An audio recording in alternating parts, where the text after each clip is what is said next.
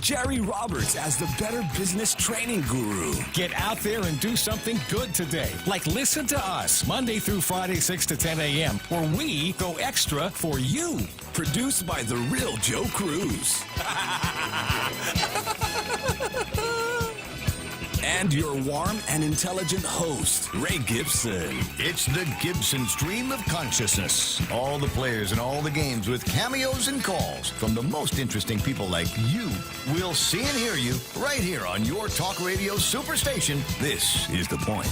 The Ray Gibson Show was filmed before a live Facebook audience. The vaccine is officially here, and we aren't just talking about the COVID vaccine, but a financial vaccine at Bank Pacific. We may not be doctors, but we can help you with your financial health. Whether to take advantage of today's crazy low rates, or just a local bank that has your back. At Bank Pacific, we want to help make 2021 your best year yet. Because for 66 years, where others put branches, we place roots, and we're rooting for you. Equal housing lender, member FDIC.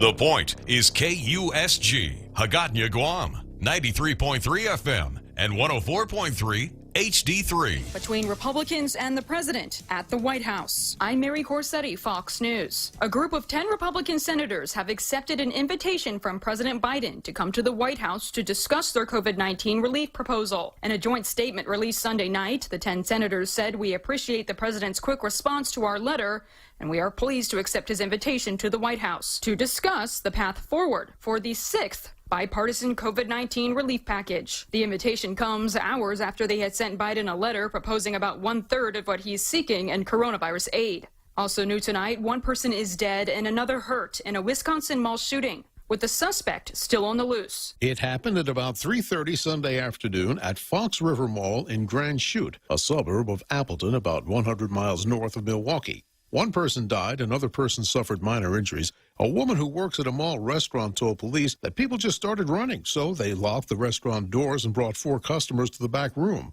They were still waiting for the all-clear nearly 3 hours later. Photos from the scene showed officers, some in tactical gear, grouping outside the mall, and what appeared to be customers walking out with their hands in the air. Salgi and Brasso, Fox News. Meanwhile, demonstrations in Russia as people protest the detention of jailed opposition leader Alexei Navalny. In Russia's second largest city, St. Petersburg, police made hundreds of arrests. The Kremlin has called these demonstrations illegal, vowing to continue cracking down despite international opposition. The U.S. State Department has called for the release of Navalny and told the Russian government to respect the rights of those protesting. Navalny, who returned to Russia earlier this month after being poisoned last summer, remains in jail. Now, a court in Moscow did reject an appeal by Navalny's attorneys on Thursday to release him. He does have another hearing this week. Fox's Trey Yingst. America is listening to Fox News.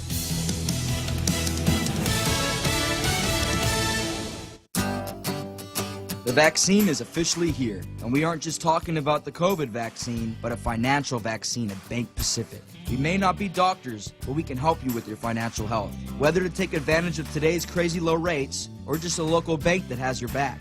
At Bank Pacific, we want to help make 2021 your best year yet. Because for 66 years, where others put branches, we place roots, and we're rooting for you. Equal housing lender, member FDIC.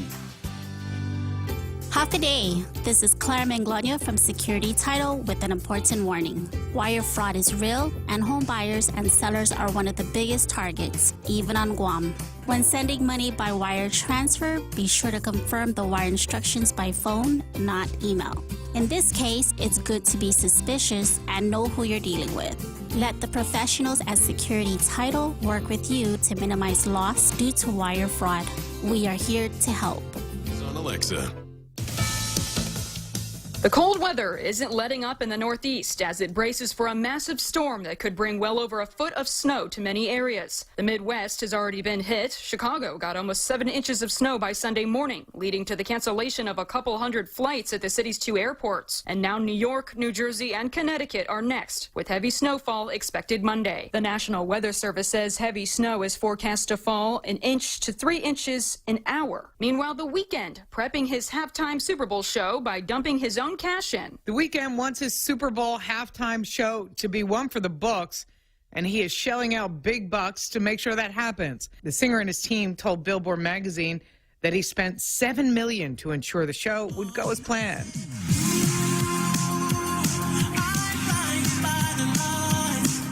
The Weeknd said, "We've been really focusing on dialing in on the fans at home and making the performance a cinematic experience." The Super Bowl is to take place in Tampa, Florida, February 7th on CBS. Eric Church and Jasmine Sullivan will sing the national anthem, and Her will perform America the Beautiful. Michelle Polino, Fox News. And while the Super Bowl is usually the biggest story in the NFL this time of year, a weekend trade briefly steals the spotlight. The Los Angeles Rams will have a new quarterback under center in 2021, Matthew Stafford. On Saturday night, the Rams and Detroit Lions agreed to the framework of a trade that sends Stafford to Los Angeles in exchange for quarterback Jared Goff, a third-round pick in 2021, and first-round picks in 2022 and 2023. The trade cannot become official until after the new league year has begun. With the acquisition of Stafford, though, the Rams' odds of making the Super Bowl next season increase from 18-1 to 15-1, making the trade all the more interesting. The Lions and Rams will meet on the field next season in Los Angeles. Ryan Mayer, Fox News. I'm Mary Corsetti, and this is Fox News. Rolling sound, quiet, and action. The Ray Gibson Show. Starring Senator Mana Silva Tyron as the news anchor. I'm Mana Silva Tyron, and I'll have your local news every morning. Life moves pretty fast, so stay with us to stay informed right here on The Point. Also starring Jerry Roberts as the Better Business Training Guru. Get out there and do something good today. Like listen to us Monday through Friday, 6 to 10 a.m., where we go extra for you. Produced by the real Joe Cruz. And your warm and intelligent host, Ray Gibson. It's the Gibson Stream of Consciousness. All the players and all the games with cameos and calls from the most interesting people like you. We'll see and hear you right here on your talk radio superstation. This is The Point. The Ray Gibson Show was filmed before a live Facebook audience. When's the last time you looked at your homeowner's insurance? A homeowner's policy protects much more than just your house. It also protects you against claims from someone being hurt on your property. If a visitor is injured at your place, how much are you covered for? The smart thing to do is get the answer today. That's the Insurance Extra Point. Get out there and make something good happen today by calling Guahan Insurance Services at 475-1162 or visit us at the Camacho Landmark Center in Tamuning. Mescla presents live music Saturdays, featuring the music of Jack Larimer, Mungit Chow, drinks and great service. Mescla Bistro in Hagåtña. Welcome to Tall Tales with Bob Klitzkie, the only show on talk radio where common sense is a lot more common. Phone lines are now open at 888-TALK. That's 888-8255. And now, The Point proudly brings you Tall Tales with Senator Bob Klitzkie. A well-regulated militia being necessary to the security of a free state, the right of the people to keep and bear arms shall not be infringed. Today, yesterday, tomorrow, Saturday, Sunday, every day. Every day is Second Amendment Day on Tall Tales. I have a certain appreciation for the Second Amendment, along with all the rest of the Constitution and the way of life that it has made possible here in America, the greatest country in the world. And I'm so happy that I have a microphone that broadcasts to an important part of that great country right here on Tall Tales. And of course, I frequently refer to my international radio listening audience. So even if you're not close enough to the station to pick up FM 93.3, there are other ways that you can groove on Tall Tales. You can get there on Facebook, and you can get there on the Point app. The Point app, and then TuneIn Radio. TuneIn Radio. The Point.gu website. Yeah. And let's see, is it Semaphore? YouTube, yes. YouTube, yeah, right? Yeah, so there are an abundance of ways that you can groove on tall tales, and I know people all over the world are doing it. That's why I constantly refer to our international radio listening audience. And of course, if you're a regular listener, then you are what we refer to as a tailgater. So let's start out with Demi Cotney today.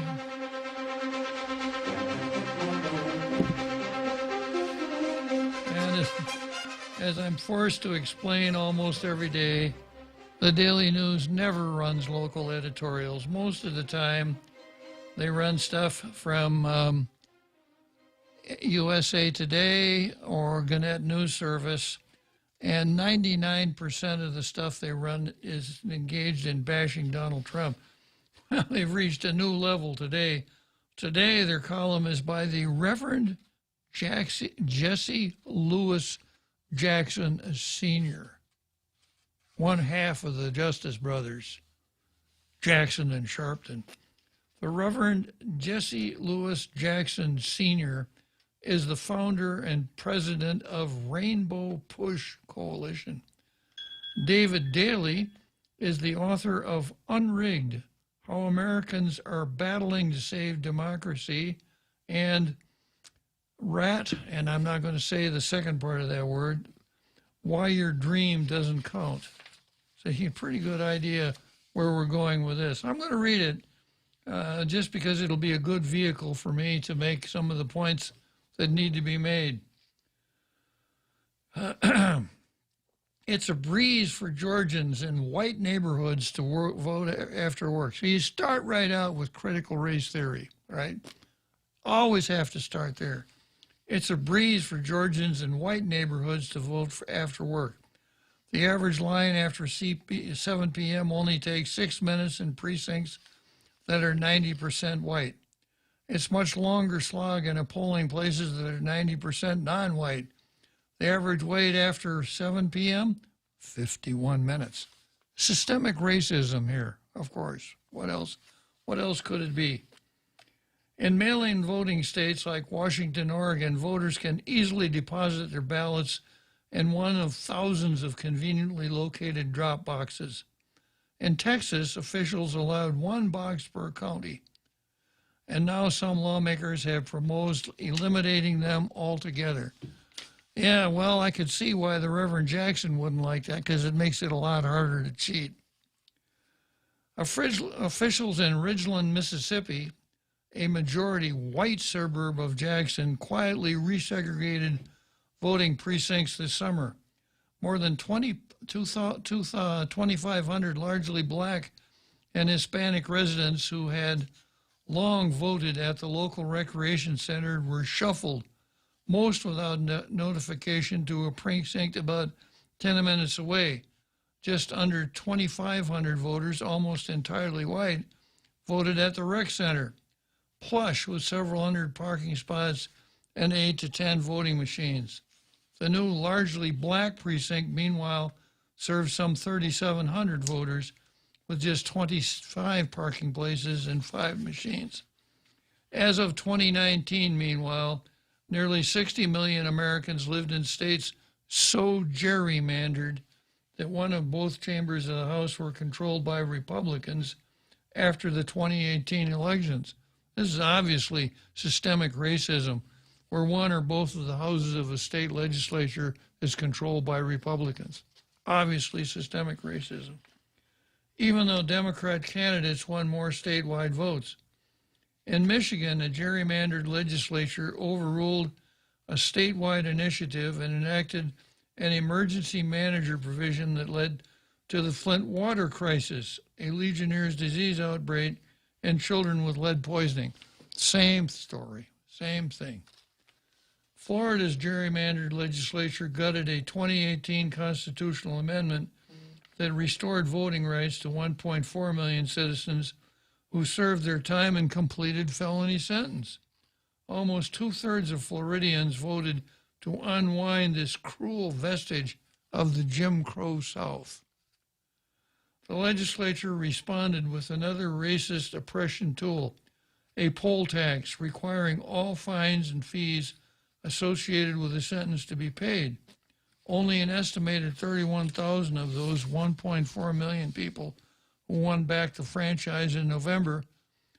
Then President Donald Trump carried the state by 370,000 votes.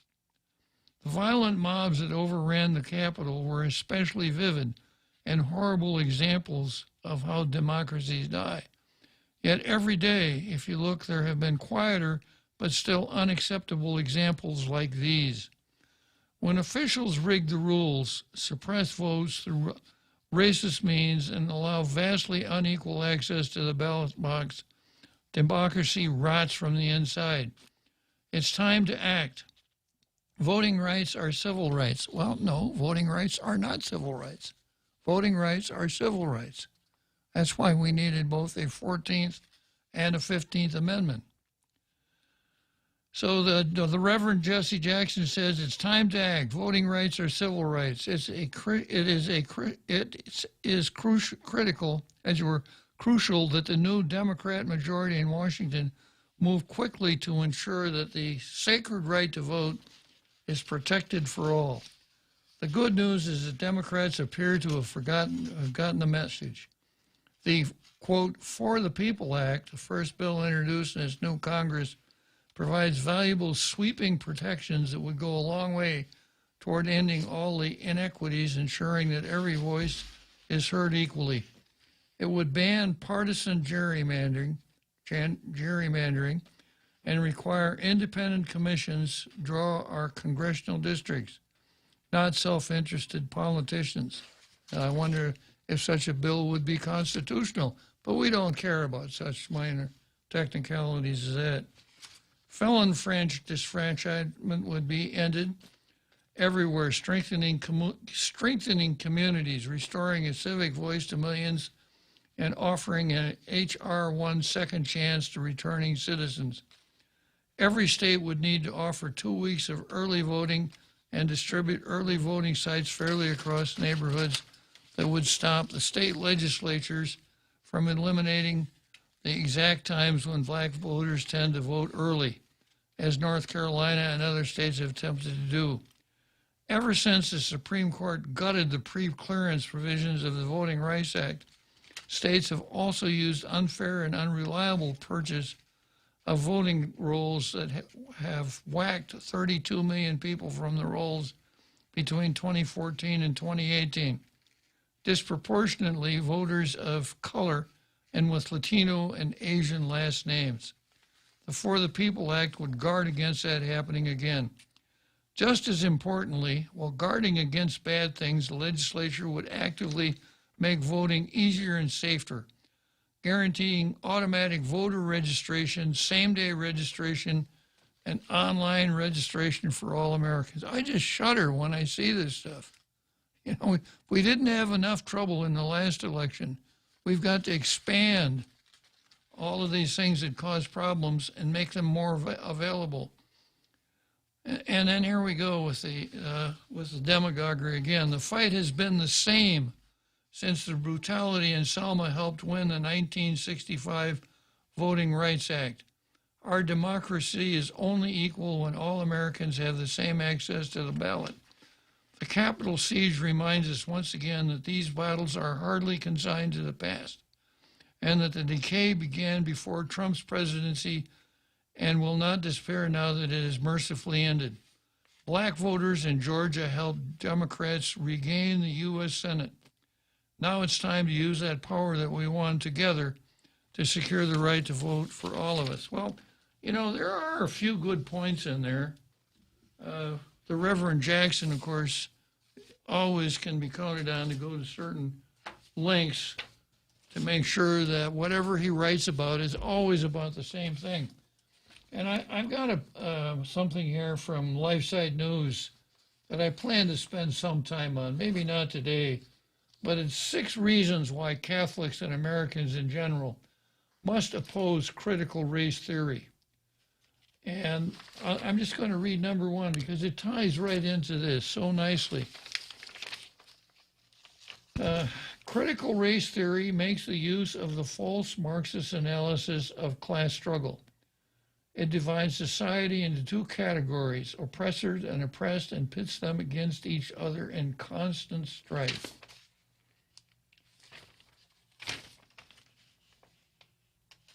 That's number one. The one I'm looking for is number two. Reason number two.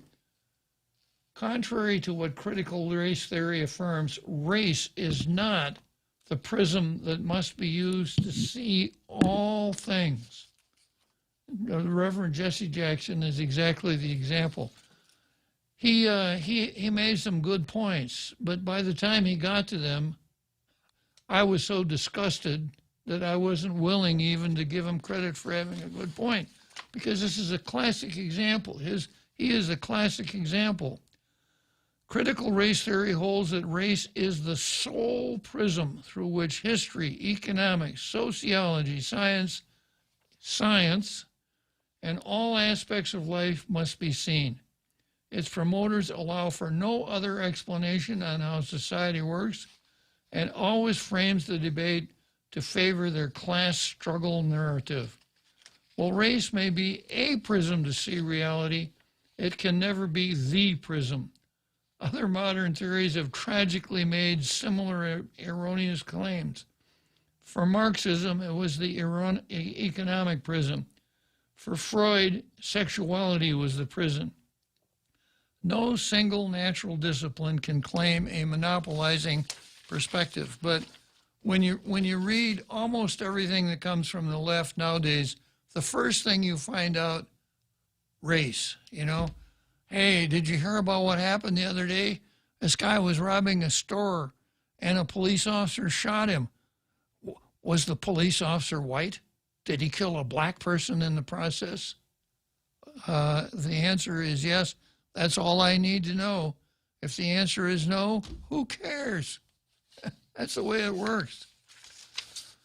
Along these same lines, the Democrats, talking about voting, the Democrats' incapacity for irony and the threat to democracy. Talking of irony, this is from a commentary in Epoch Times. Talking of irony, as I did last week, I saw a headline in USA Today the same day that made me laugh out loud. Joe Biden needs a democracy czar to jumpstart vital changes in elections and education. A democracy czar. Although USA Today's editorial staff seems not to have been aware of the oxymoronic juxtaposition of democracy and czar, the author of the article, Dick Meyer, at least noticed it in passing. Quote, "This is just an incomplete and admittedly top-down list of possible paths to new political vaccines," he wrote. President Joe Biden might want to jumpstart this important work by, ironically, naming a democracy czar. And then there's an explanation, kind of explanations that I give sometimes, so it's okay. For the benefit of educationally challenged millennials, a czar was the name given by Russians to absolute rulers of their country prior to 1917 and the advent of their communist absolute rulers for the next 3/4 of a century. The latter were not called czars, but chairmen of the only legal party, the communists. It will be noticed that the word chairman, unlike czar, did not automatically signal absolutism, though in Russian, the Communist Party chairman was even more absolutist than the czar had been. Alas, Uncle Joe, also ironically the nickname once given to communist dictator Joseph Stalin, is no doubt entirely capable of naming a democracy czar, Joe Biden. He can name a democracy czar. His flurry of executive orders this week suggests that, like his namesake, he might want to take on the role himself. I fear that he is not capable of doing so, ironically. During the last 4 years, the Democrats and the media have developed an apparently terminal case of irony blindness. Even when they notice, as Dick Meyer did in USA Today, it means nothing to them, or nothing that could make them hesitate, even for a moment, in their headlong rush to control, czar-like, everything they can.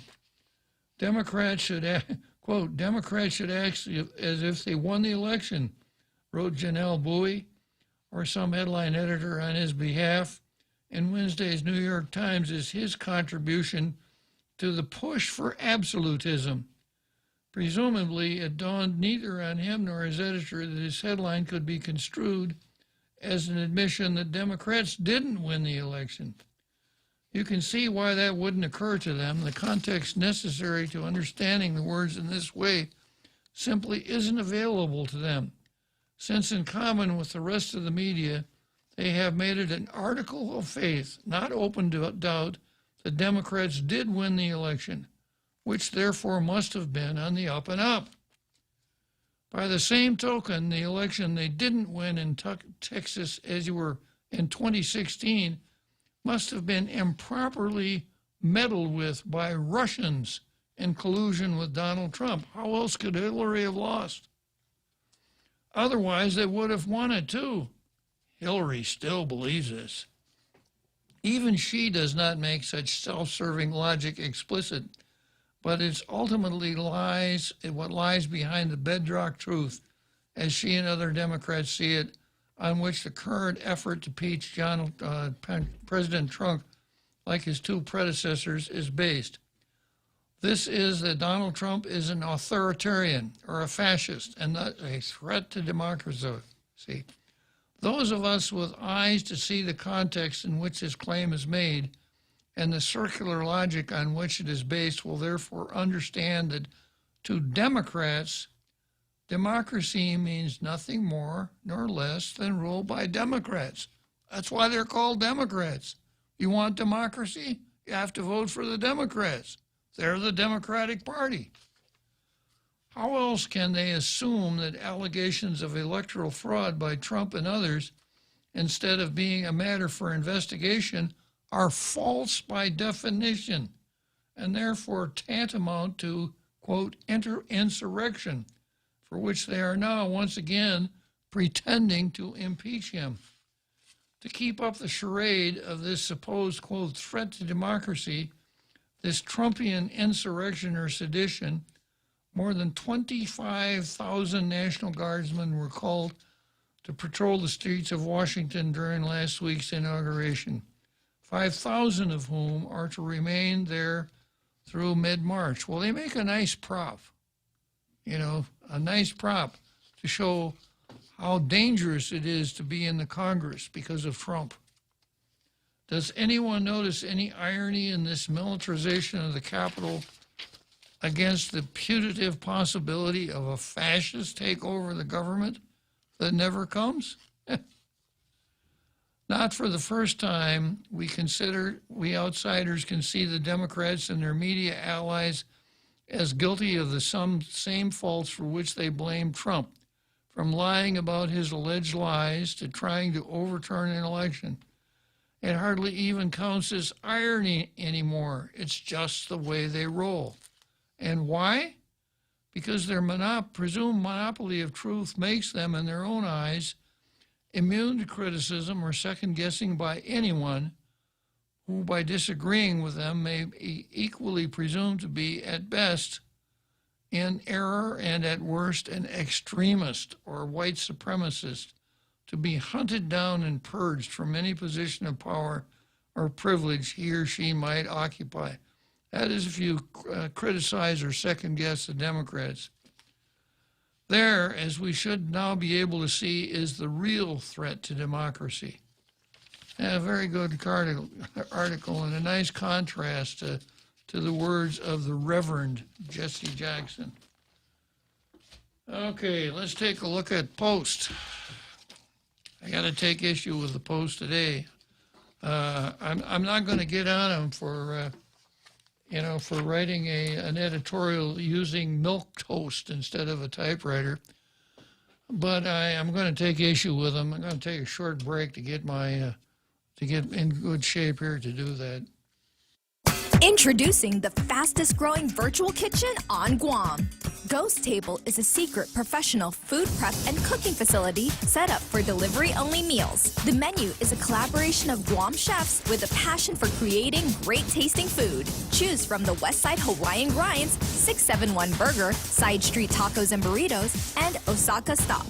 Search for Ghost Table on Grab and Grub to check out the menu and to place your order. Satisfaction guaranteed. Exclusively with Grab and Grub. The Extra Point with Jerry Roberts of Guam Training. Hi, I'm Jerry Roberts, and every day on The Ray Gibson Show, I get to comment on the incredibly diverse, fun, challenging, sometimes frustrating, often exciting, but always interesting world of work. I hope you'll be there with us. You can find daily transcripts of The Extra Point at guamtraining.com. Tune in every weekday morning at 7:20 for The Extra Point with Jerry Roberts, brought to you by Guahan Insurance Services and First Hawaiian Bank on 93.3 The Point.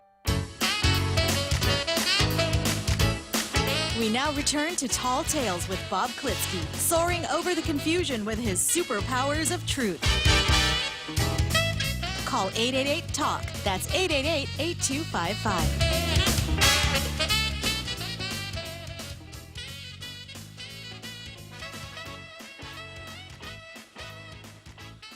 Okay, so let's take a look at the editorial in the Post. With higher power costs, it's difficult to overlook GPA's past raises and double pay. Well, starting out right there, I think it is possible. And I'm going to play against type for part of this editorial because I will actually vigorously defend the Power Authority and the CCU, although certainly I don't do that all the time. The Guam Power Authority and its board, the Consolidated Commissions on Utilities, don't like it when they're called out to be more responsible spenders of government money. They don't like it when they're told they're violating the law, they're not being transparent. There's a lot of stuff they don't like, and they can't seem to get over it. So you're right on that one, Guam Daily Post.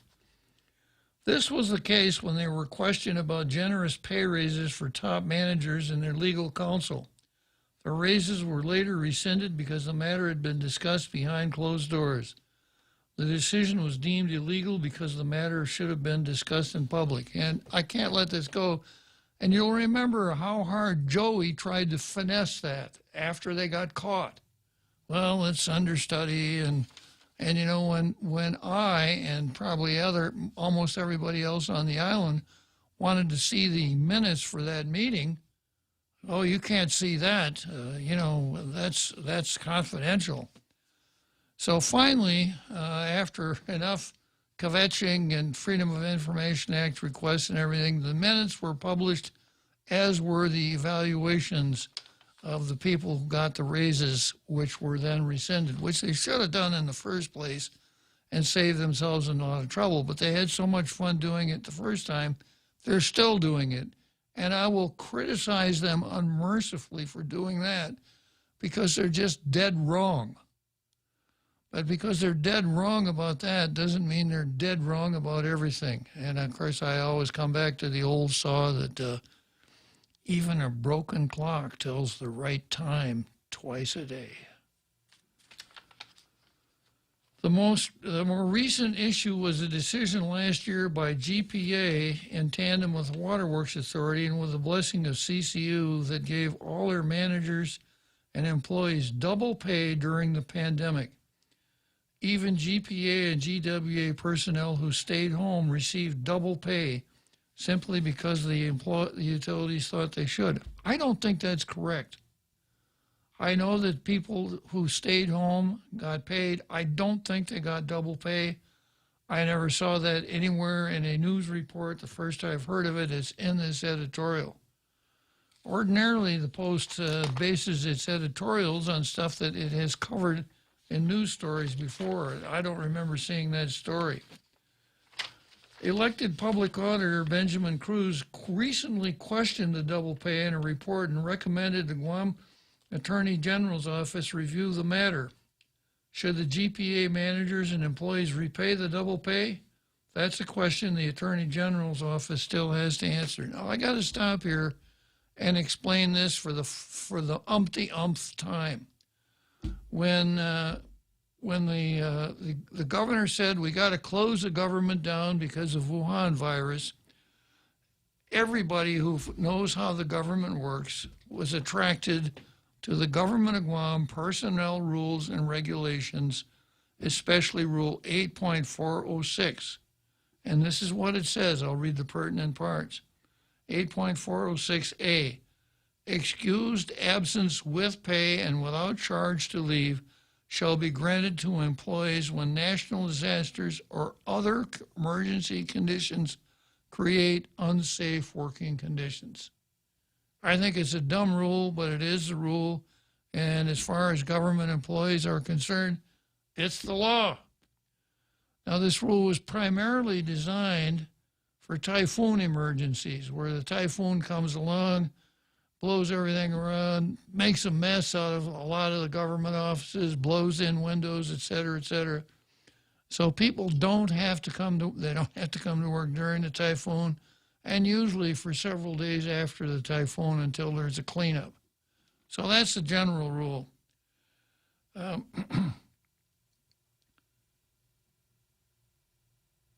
And then we go down to C1, except for those employees determined by the appointing authority to be necessary for providing essential services, employees shall be released from duty with pay without charge to leave for the period the facility is closed. And then at number 2, C2, those employees required to remain on duty to provide essential services shall be paid at double the regular rate or granted compensatory leave for the hours worked during the period the facility was closed and the other employees are on excused leave. That's the law.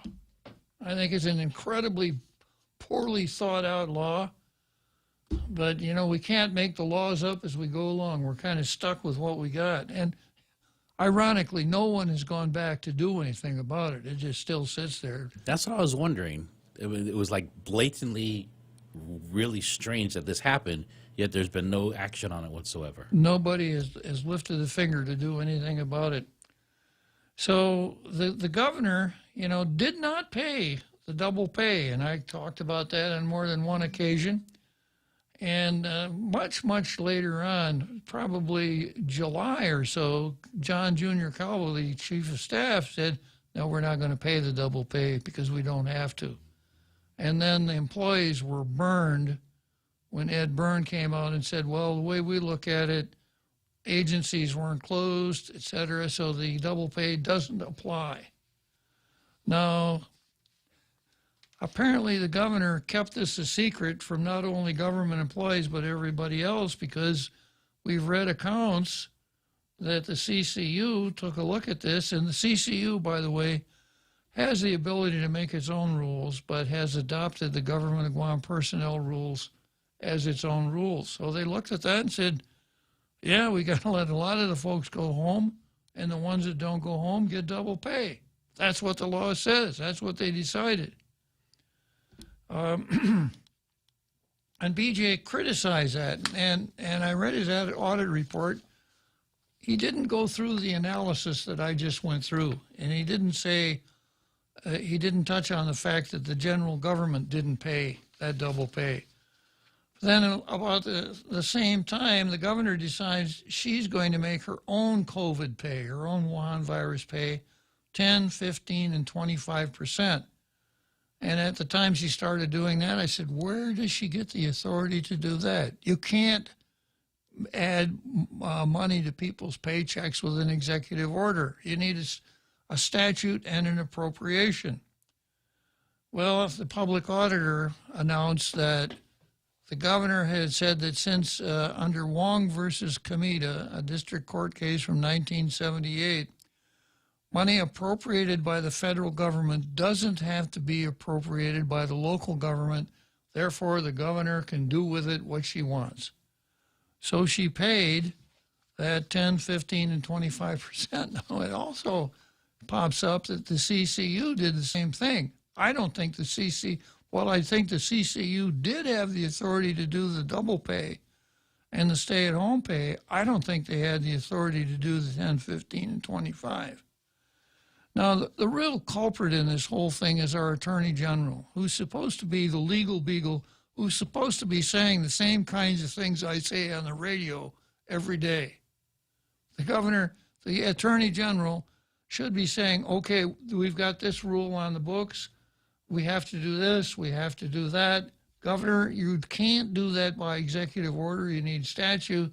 So government of Guam wide, here is what the law is on this subject. Here are the things you can do. Here are the things you can't do. Here are the things you must do. The Attorney General didn't say boo until, and he hasn't said boo yet. So I used an analogy the other day, which I think is a pretty good one. We have a restroom, and the toilet in the restroom is extremely defective. Every time you flush it, it explodes and scatters various kinds of matter all over the restroom. There's also a fan above the toilet. So if you walk in there at the wrong time and the fan is blowing, you might have to go home and take a shower. So when the Attorney General sees what's going on in the restroom, what does he do? He goes to the ladies' room, I suppose. I don't know. But he doesn't think about doing anything until it happens, and then the most he's going to do is turn off the fan.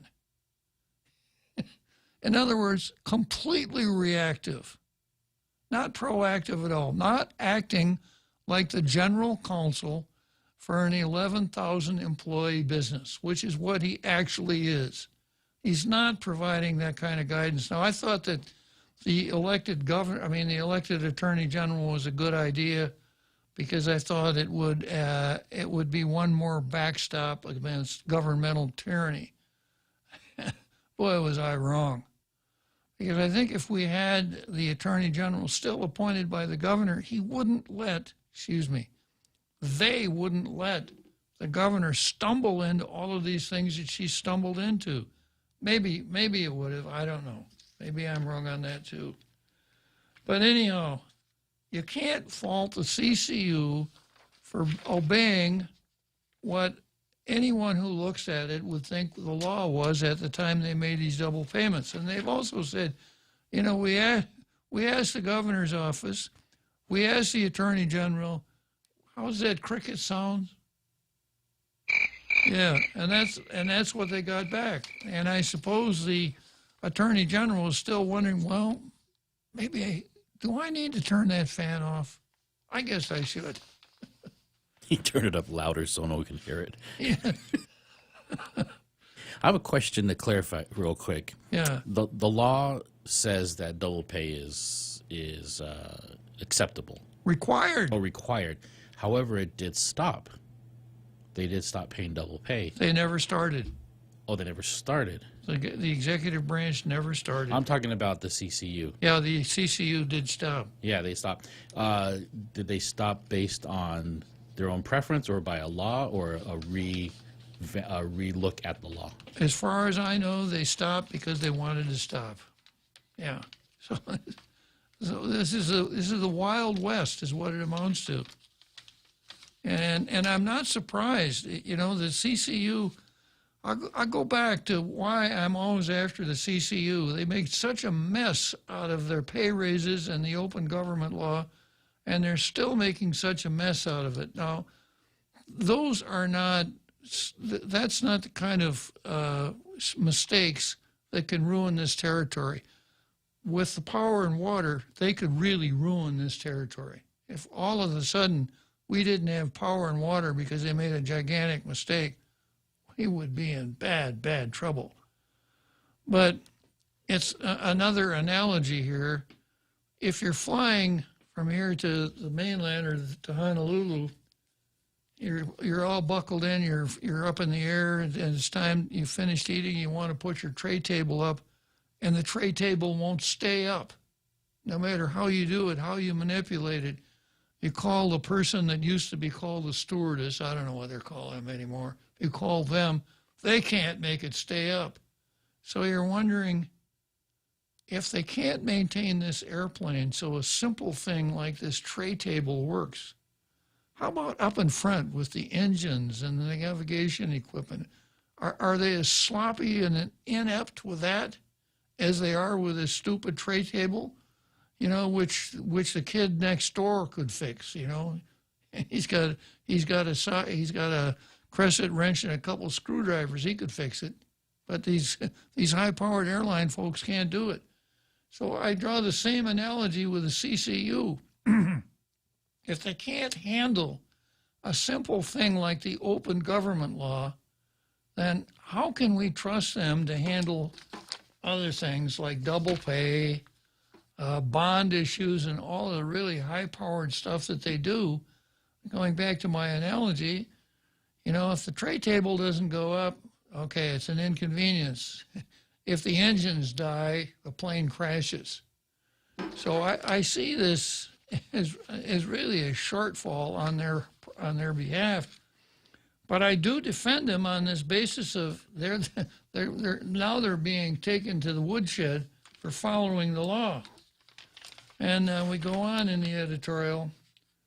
GPA and GWA were the only agencies that gave themselves double pay.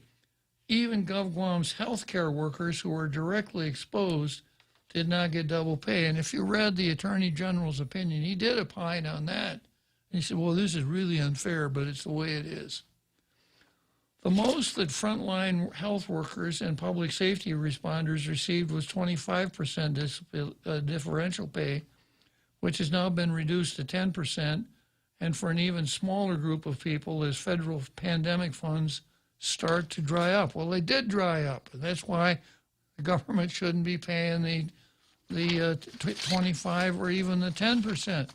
So it's nice to approach this Guam Daily Post of, well, we need to give these people money and we can't give, but if we don't do this in accordance with the law, then we're going to create huge problems for ourselves, not down the line, but right now. We always want to talk in terms of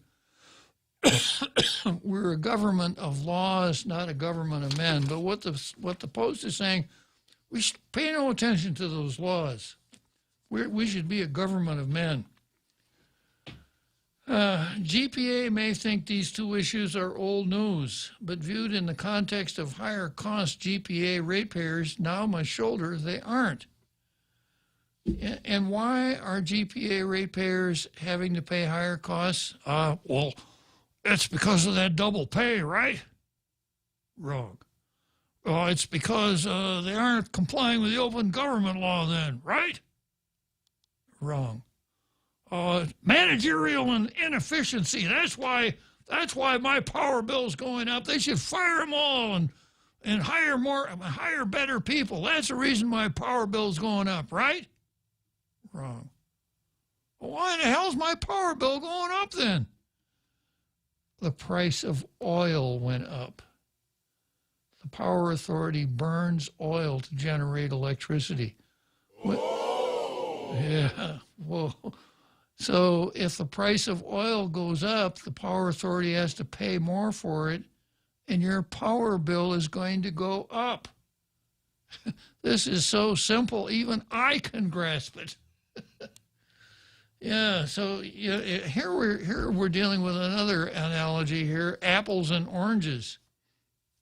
These two issues jump out again because GPA beginning today will increase the fuel surcharge portion on every consumer's bill by 30%.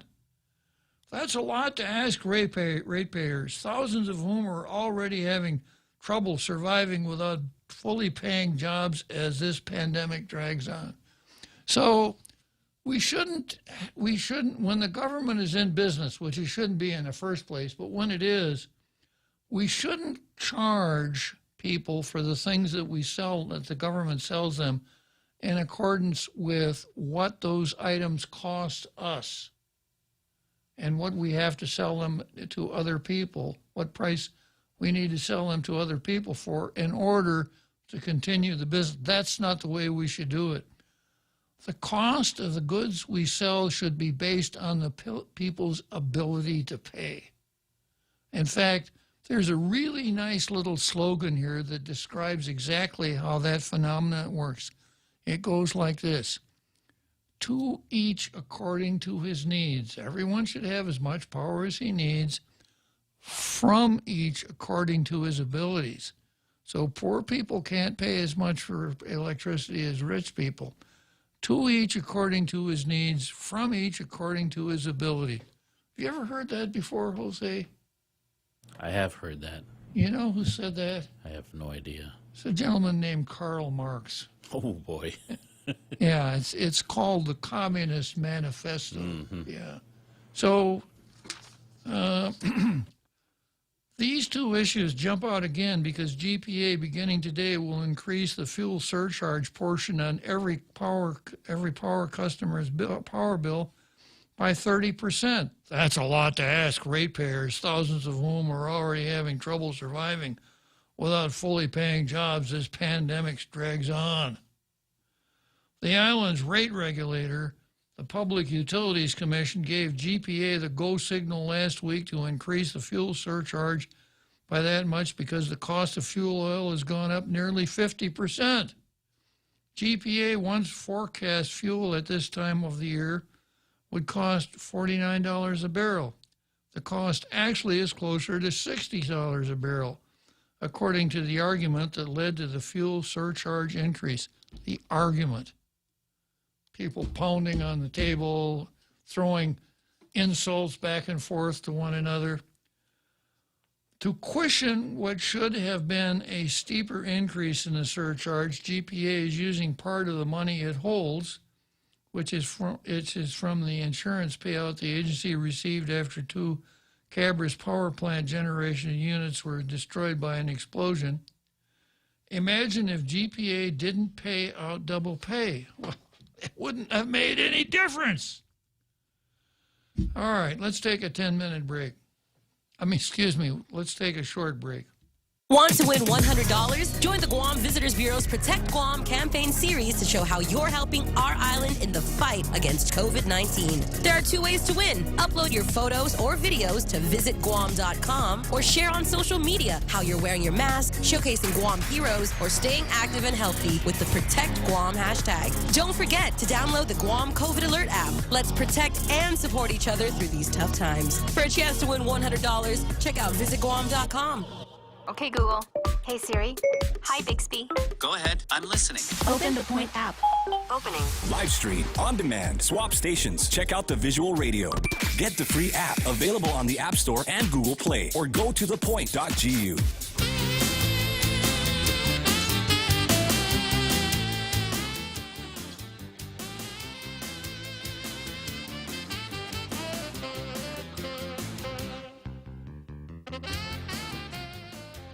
All right, so here we are, getting close to that big halftime show we all look forward to every day. So I got a little note here on Facebook from, let's see, where is it? A guy named Simon Sanchez, who knows a little bit about the CCU. And he says, you are correct, Judge. Double pay was only paid to those who had to report to the job site to run generators, operate equipment, and run the system. Everyone else was paid only regular pay, like the rest of the government of Guam. You know, everybody forgets that we paid so many people to stay home. And that's what the CCU did. And as far as I can read it, they followed the law. And then Simon goes on to say, double pay ended after about a month. He doesn't explain why they finally... Yeah, that's why I asked, because it was, if it was done because of the law, why did it stop? Good question. And then he goes on to say, you understand the cause of the rate increase. It's only due to oil costs going up. Last year when oil went down, the fuel charge was lowered 3 times. GPA can't make money on oil, but it can't lose money either, especially the projected $40 million. So, Guam Daily Post, you haven't lived up to your reputation here with this editorial. Much as I like to see somebody swat the CCU because of the way they handle the Sunshine Law.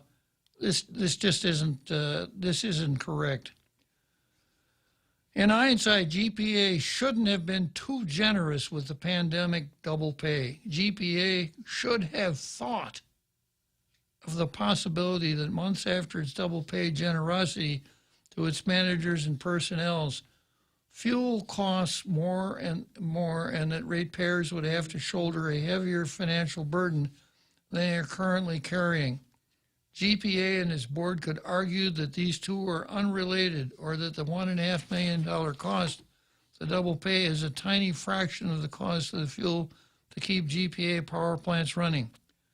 But if GPA had shown spending restraint, a 30% increase in fuel surcharge would be easier for ratepayers to accept.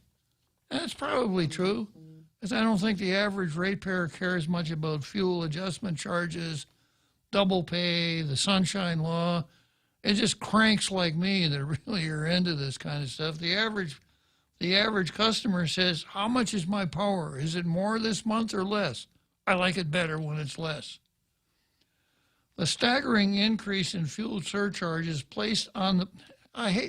If you ever want to get on the good side of tall tales, don't use this stupid analogy, well, you're just balancing the books on the backs of the taxpayer. You don't do anything with people's backs, but they do here. The staggering increase in fuel surcharges placed on the backs of ratepayers at a time when a lot of households are struggling financially. Therefore, the Power Authority should take some of the money that is reserved for insurance and capital improvement and send checks to each of its ratepayers because they're struggling. Or at least pay for a chiropractor. Yeah. All that back trouble, right? Yeah. For ratepayers, another cost increase is difficult to take, knowing that GPA and its bosses at the CCU have not been thinking of ways to save for times like now. Yeah, I don't think so, Post.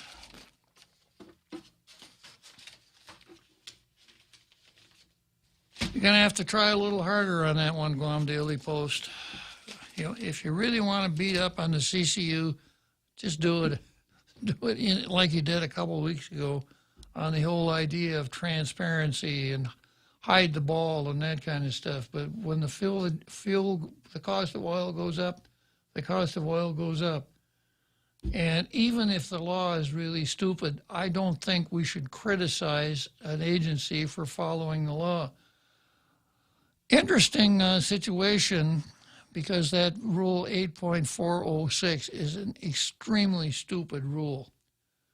I don't think that the Director of Administration is going to burn up any political capital going through the AAA to change it. And I can't see a senator coming along and saying, we're not going to pay people for staying home and not working anymore. So we're probably stuck with that really stupid law until the next emergency comes along and we can have these same conversations again.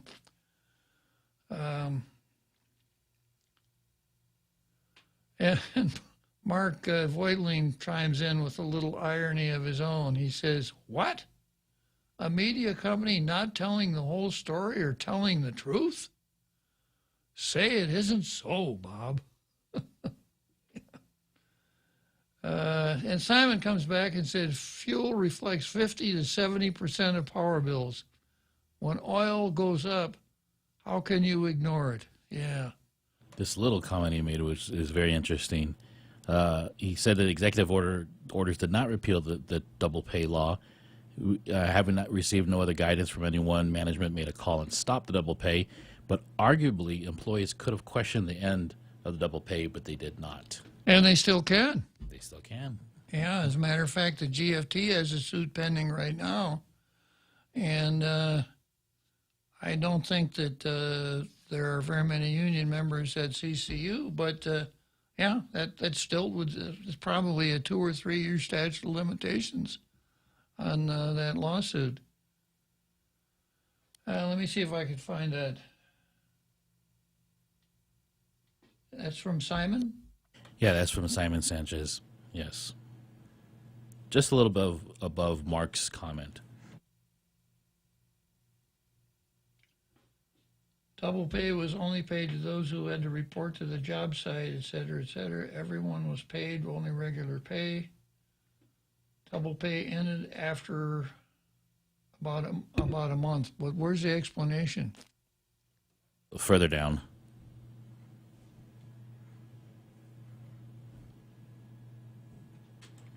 Okay, the executive orders did not repeal the double pay law. In fact, they had no effect on it at all. And when it first came out, I sent a sunshine law request to the governor saying, how are you going to coordinate these two? Does the 25% come on top of double pay? Okay, let's break here for our big halftime show, and we'll come back and finish up with CCU and the editorial.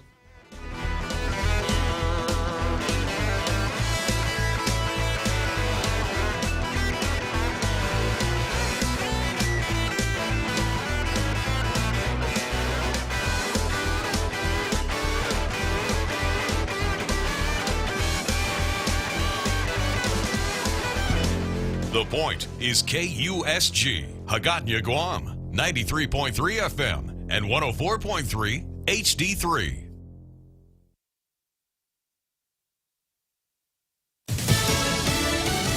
President Biden sets a meeting. I'm Mary Corsetti, Fox News. President Biden is set to meet Monday afternoon with a group of 10 Republican senators who have proposed spending about 1/3 of what he's seeking in coronavirus aid. The invitation to the White House comes hours after the lawmakers had sent Biden a letter urging him to negotiate rather than try to push through his $1.9 trillion package solely on Democratic votes. The 10 Republican senators have proposed a $600 billion coronavirus relief package as a counterproposal, but congressional Democrats are poised to move ahead without Republican support. We're willing to compromise, but we're in such a hurry to get this done.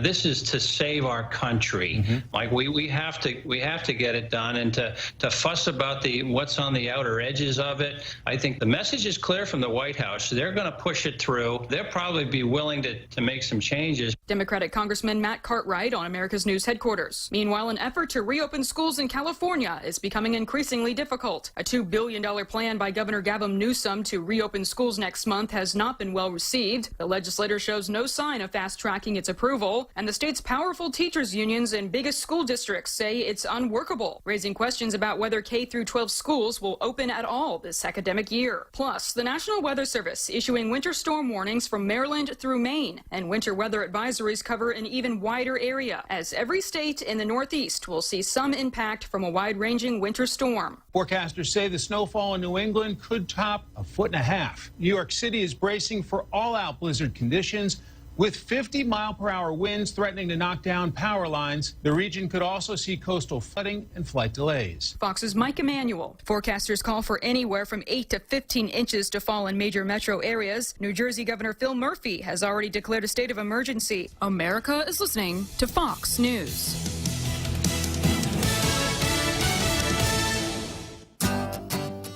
The vaccine is officially here, and we aren't just talking about the COVID vaccine, but a financial vaccine at Bank Pacific. We may not be doctors, but we can help you with your financial health. Whether to take advantage of today's crazy low rates, or just a local bank that has your back. At Bank Pacific, we want to help make 2021 your best year yet. Because for 66 years, where others put branches, we place roots, and we're rooting for you. Equal housing lender, member FDIC. Half a day. This is Claire Manglona from Security Title with an important warning. Wire fraud is real, and home buyers and sellers are one of the biggest targets, even on Guam. When sending money by wire transfer, be sure to confirm the wire instructions by phone, not email. In this case, it's good to be suspicious and know who you're dealing with. Let the professionals at Security Title work with you to minimize loss due to wire fraud. We are here to help. A special tribute to a Capitol Police officer who died following violence on January 6. Fallen Capitol Police Officer Brian Sicknick will lie in honor at the Capitol Rotunda.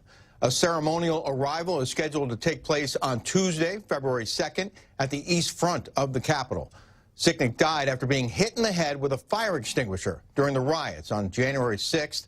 He'll be buried at Arlington National Cemetery following a congressional tribute on February 3rd. Fox's Rick Leventhal adding that House Speaker Nancy Pelosi and Senate Majority Leader Chuck Schumer announced the honor Friday. The ceremony will be open to invited guests only due to the coronavirus pandemic. Meanwhile, demonstrations in Russia as people protest the detention of jailed opposition leader Alexei Navalny, a fierce critic of Russian President Vladimir Putin. Navalny returned to Moscow earlier this month and was arrested after being treated for poisoning in Germany for months. More than 4,000 Russians were arrested today as protests in support of jailed opposition leader Alexei Navalny continued. The demonstrations were scheduled in 120 different cities. In the capital of Moscow, people marched to the jail where Navalny is being held. As they gathered in the street, the group faced a heavy law enforcement presence. Riot police hit some with batons while chasing down and arresting others. Reports do indicate Navalny's wife, Yulia, was among those being detained, as protesters show they are willing to fight for what they see as justice. Fox's Trey Yingst. Also new tonight, the Myanmar military is taking control of the country for 1 year, while reports say many of the country's senior politicians have been detained. This, according to an announcement that came Monday morning from a Myanmar military television announcer who cited a section of the military-drafted constitution that allows the military to take control in times of national emergency, saying the reason for the takeover was in part due to the government's failure to act on the military's claims of voter fraud in last November's election. The news comes on the morning the country's new parliament session was to begin. I'm Mary Corsetti, and this is Fox News. Rolling sound, quiet, and action. The Ray Gibson Show, starring Senator Mona Silva Tyron as the news anchor. I'm Mona Silva Tyron, and I'll have your local news every morning. Life moves pretty fast, so stay with us to stay informed right here on The Point. Also starring Jerry Roberts as the Better Business Training Guru. Get out there and do something good today, like listen to us Monday through Friday, 6 to 10 a.m., where we go extra for you. Produced by the real Joe Cruz. And your warm and intelligent host, Ray Gibson. It's the Gibson Stream of Consciousness. All the players and all the games with cameos and calls from the most interesting people like you. We'll see and hear you right here on your talk radio superstation. This is The Point. The Ray Gibson Show was filmed before a live Facebook audience. When's the last time you looked at your homeowner's insurance? We buy a homeowner's policy and never give it another thought until something happens. Life brings changes, and our coverage needs can change. The smart thing to do is get the answers and level up our insurance to make sure we're totally protected. That's the Insurance Extra Point. Get out there and make something good happen today by calling Guahan Insurance Services at 475-1162 or visit us at the Camacho Landmark Center in Tamuning.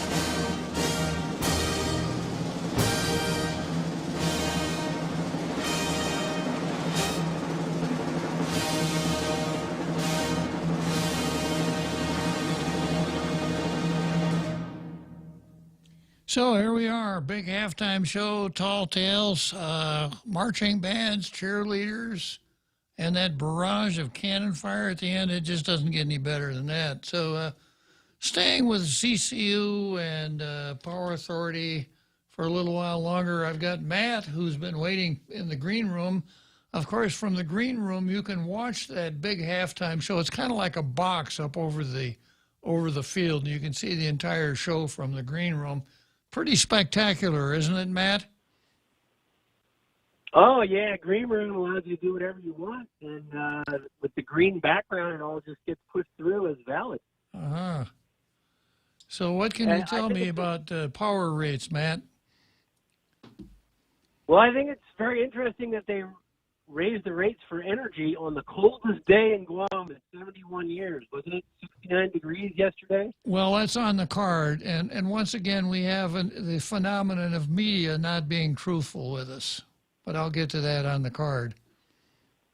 I do think it's interesting that as we're allowed to return to dining indoors, everyone's going back to dining indoors because they can.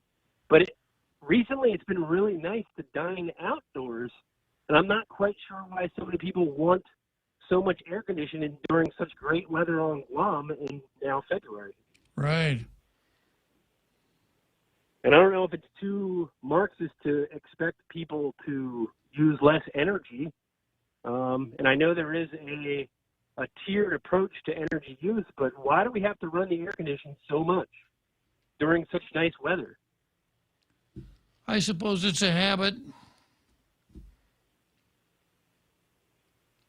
I mean, when it's cooler outside, why pay extra costs to run the air conditioner? Makes sense to me, man.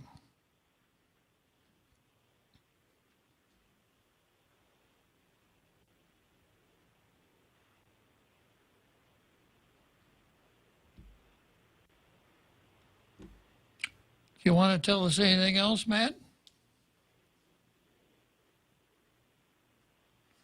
Okay, well, Matt makes his point that when it's cool outside, maybe we don't need to run the air conditioners quite as long or as hard. Good point, Matt. And let's see, I got another call coming in here on the.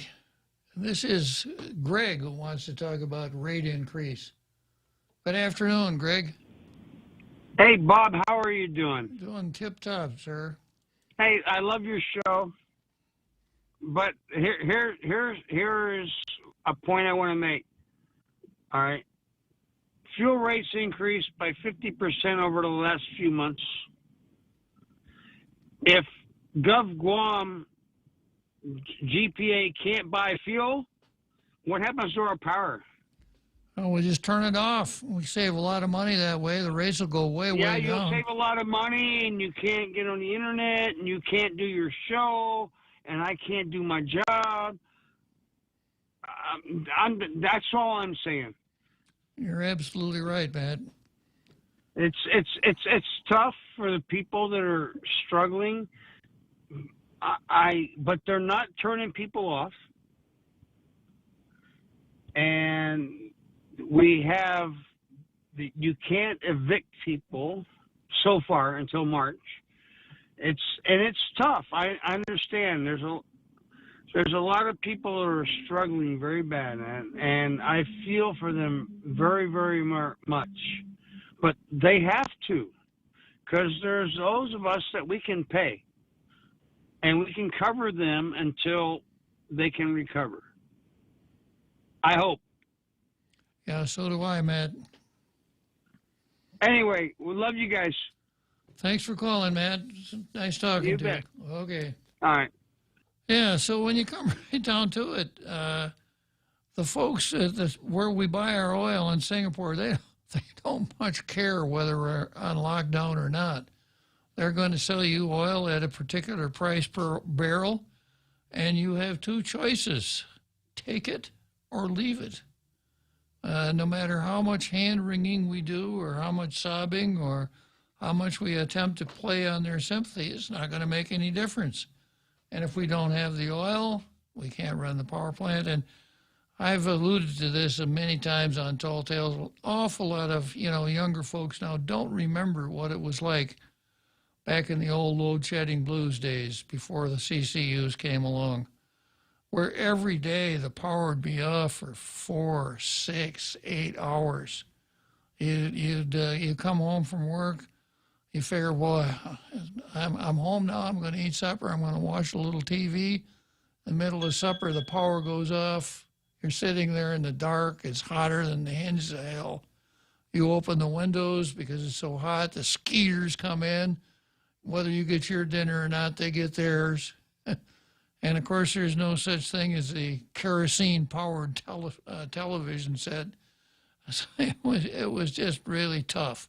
And it happened all the time, and it will go on for long, long periods of time. And there was a song called the Load Shedding Blues. We were at the point where some thought we should replace Finogi Tomorrow with the Load Shedding Blues as a territorial song. Yeah, I mean, that's what it's like when you don't have power. I mean, it's just miserable. And then at that time, some of the wells you couldn't get water out of some of the wells because the pumps were electric, no power, no water. It was just really, really bad. And the improvements since we created the CCU in 2001 have been so dramatic. It's just, it's unfortunate that somebody didn't make a 30-minute video of what it was like back in the bad old days so we can get out and play it once in a while when we get too hard on the CCU. But there's also another factor, I think, that I don't think a younger generation understands is there are a lot more concrete structures here on Guam now, which retain a lot of heat on this island. That's very true. You used to have a lot of wooden homes, but that's, I think, what has gone away. That's very true, yeah. Concrete, especially when you got a nice concrete roof that's black because you haven't water blasted it and painted white, that's a real heat sink. That thing will heat up and it'll stay out all night long. So, I suspect that some of the younger folks out there are saying, well, that was then, but this is now, so who cares? Why do we have to sit around and talk about the old days all the time? And let's see, I got Dr. Tom Poole calling in and wants to talk about, what is it? Oh, pipeline. Yeah, okay. I suspect you want to talk about the pipeline that got canceled. Is that right, Dr. Poole? Well, yes, sir. And I think that there's probably something missing in my education on this, and I really haven't done enough study, and I know that you always have. But my understanding is that the reason that we're canceling this is because we're going green and, you know, all of this other stuff. But my question is, does anyone actually think, or perhaps there is a justification for it, that when we cancel the pipeline, we're actually going to just suddenly start using less fossil fuels? Is there a mechanism there that I don't understand? To me, it seems like all we're going to do is shift where we get it from, but there's nothing in this that's going to mandate a reduction in our use. I don't see anybody. Do you understand my question? Am I missing something here? You're right on point, and it goes even a little bit farther, because if we had the XL pipeline, we would be shipping oil in an enclosed pipe. Oil very seldom escapes from the pipe. When you're shipping oil in tank cars on railroads, the oil gets away fairly often. When you're doing it on trucks over the road, it happens even more frequently. So those who were concerned with greenness seem to have conveniently forgot that. And of course, our demand is going to stay the same. So we'll still buy some oil from Canada, but we'll be paying more for it because the cost of shipping will go up. And we'll have to buy more oil from other countries like Russia and countries like that we really are not. It's not in our national interest to support. So the only thing that changes is this, Tom. I voted to cancel, or I canceled the XL pipeline because it was the green thing to do, and that overpowers any sense of logic, reasoning, examination of alternatives, or anything else. It's almost a religious dedication that requires people to do things because they're green, not because they're good, but because they're green. It's just maddening that no one in our media will ask that question, that can get that question heard. Please explain to us these 11,000 jobs and these 11,000 families that just instantly, no 2 weeks notice, no 2 months notice, no nothing, just instantly lost their jobs, and there's absolutely no benefit that you can point to. There's nothing in the world you can point to. That would seem to be such an easy question, but I've yet to heard anything like that asked. Well, you know, when it comes to asking Joe Biden questions, I think the hardest question they ever asked him is what kind of ice cream he likes. This is just tragic. Judge, this is really tragic. I mean, whether you're a Democrat or Republican, whatever, but this absolute unwillingness to ask those in power the hard questions, it's just horrible. It's just not been like this in my entire life. Well, I mean, until recent years. When I was a kid, I think it really didn't matter which party, you were going to get hard questions, I think, pretty consistently. I've never seen it like this, where the question is either, you know, when did you stop beating your wife, or what's your favorite ice cream? I mean, there's only two kinds of questions, and you get one or the other depending on your party affiliation. It's heartbreaking. True enough, but of course, you know, when you and I were kids, cultural Marxism hadn't infiltrated the universities and the government to the extent that it had. So we had a real practical common sense approach to human affairs instead of being all caught up in this, as I was talking about a little bit earlier, critical race theory and environmental whackism. Well, I just wanted to see, I thought surely, hopefully I'm missing something in this argument, but I guess if I am, we both are. This is just really sad. Judge, thanks very much for your time. Good talking to you, Tom. Thanks for calling. Yes, sir. Bye now. Yeah, Dr. Tom Poole is a pretty level-headed guy. Okay, wow. Whatever happened to Drive-Through Jack?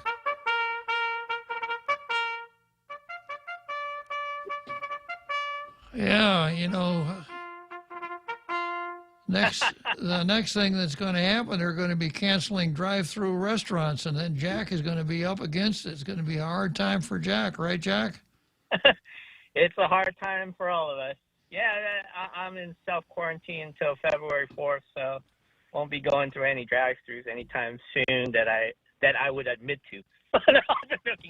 I saw that McDonald's stock took a dump. Now I understand why. Well, anyways, I just catching the tail end of your opinion about how things were better prior to the CCU. But, you know, this is a problem that I've always had, that you and I would always have, because I think you present the lawyer's view that supports the thesis that the CCU did better than what was happening before. But if I may remind you that the opinion back then also was that the Navy was running things better than the government of Guam. So we have actually another opinion that, you know, things under federal, I guess, what do you call it? Fiduciary responsibility actually fared better than when things were turned over to Guam. And that argument still... Well, Jack, you know, if you're talking about the Navy running power, you're talking about 1950. And you needed a generator about the size of a lawnmower engine back in those days, so it's not much of a comparison. Well, it's not much of a comparison for today either, because, you know, there are other forms of ways of which we use power. I mean, if you make the argument that, let's see, the base rate or the, I think they call it the living wage rate or whatever. What you're looking for is the lifeline rate. Yeah, the lifeline rate hasn't been raised since Fred Flintstones. I mean, you can make an argument that why is the utilities and the CCU paying attention to these condominiums and these apartments, when as a whole they could address the issue of the lifeline rate by raising that. Jack, I think you need to go back and review some of the older episodes. I'm not saying that the CCU is doing everything right or that things couldn't be better. I'm just making a comparison before we had a CCU, when the governor and the legislature ran the utilities, and now. And it's a marked improvement. Could it be better? I think probably there's no one that criticizes the CCU as much as I do. Besides me? I'm just joking. But no, but we mustn't also forget that there was a point in time, there was 1 year in which the CCU pushed forward the hedging of fuel costs and to hedge against the rising costs on fuel. And 1 year, they lost nearly $200 million. Now, that didn't reflect anywhere in the clean audit reports for GPA, because an important fact that you left out is that the fuel surcharge is a pass-through. It goes straight to the customer. So when the Post says, well, this is on the back of the ratepayers, it literally is. It's not. It literally is not. Literally means if you were to examine the ratepayers, they'd have something that looked like a pack on their backs that they'd be carrying around. I don't think that's the case, Jack. I carry it back in front of me. So it's kind of light because my wallet's empty. There's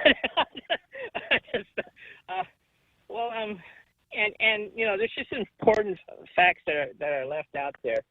Now, is there a cause and effect that the power is running better because of the CCU? I don't think it's a cause and effect. I think there's a correlation. I mean, if you see was there a complete changeover in GPA when it fell under the CCU? The answer is no. It was the same people that were running it. It's not. There was no difference. Not so, Jack. Not so. If you go back and look at some of the people the governors appointed to run the Power Authority and the Water Authority compared to the people that have been appointed by the CCU, no comparison.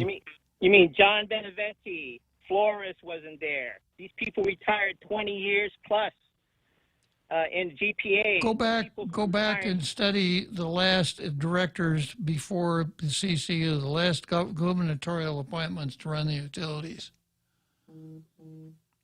Again, and we need to address the LEAC also, because the LEAC was placed so that the rates would remain stable as they can. And in my opinion, the LEAC has been undermined in many ways. And instead of us squaring up biannually, we have this really mood swings, especially when it comes in elections. I have never seen an election since the CCU started where there has been a rate increase. But immediately after the election, especially around February, there are rate increase. And so even when it comes to the water or power, you would see one slide and then the other one raise, but you never see them either go down or remain steady. It's one or the other. So, these are things to consider. And, I look at it. I look at the people that are in the CCU. They're just as political as those that we have in the legislature. And just because they speak fancier than us eighth graders that had eighth grade education, such as myself, you just have to listen to them. And listen to them as they preach, as they opine, as they increase our rates without, when was the last time that power, Jack, when was the last time power rates were increased? When was the last time power rates were increased? Yeah. The rates, not the surcharge. Yeah. I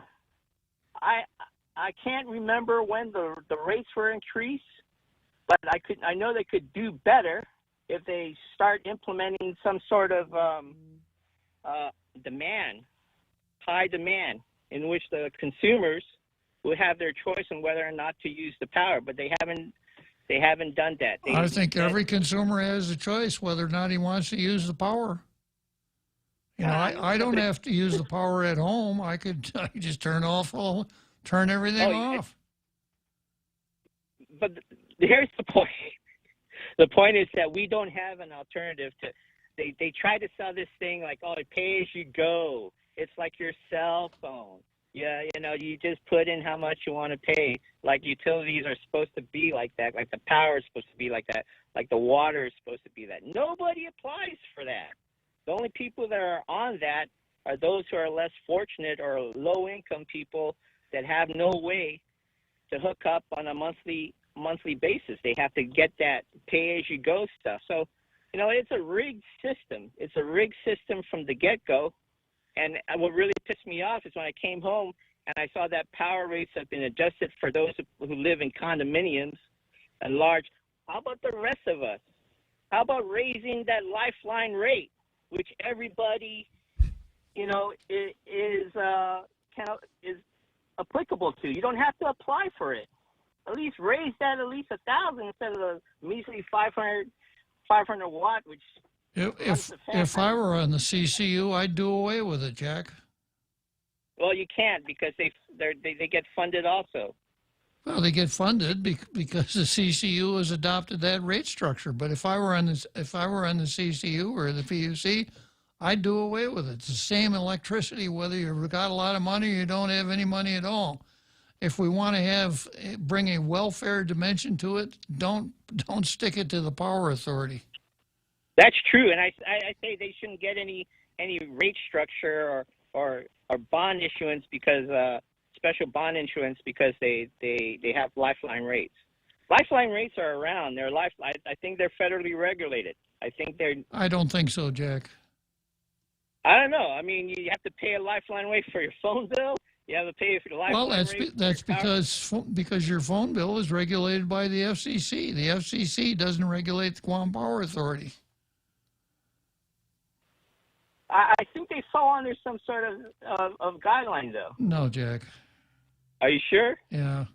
I was looking at the APA recently, and they said there are just certain things that public utilities are required to do that private utilities aren't.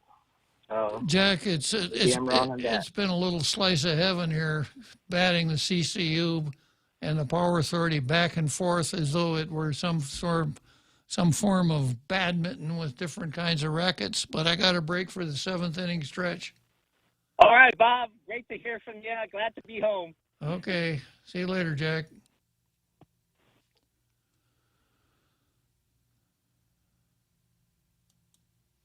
The Extra Point with Jerry Roberts of Guam Training. Hi, I'm Jerry Roberts, and every day on The Ray Gibson Show, I get to comment on the incredibly diverse, fun, challenging, sometimes frustrating, often exciting, but always interesting world of work. I hope you'll be there with us. You can find daily transcripts of The Extra Point at GuamTraining.com. Tune in every weekday morning at 7:20 for The Extra Point with Jerry Roberts. Brought to you by Guahan Insurance Services and First Hawaiian Bank on 93.3 The Point. Introducing the fastest growing virtual kitchen on Guam.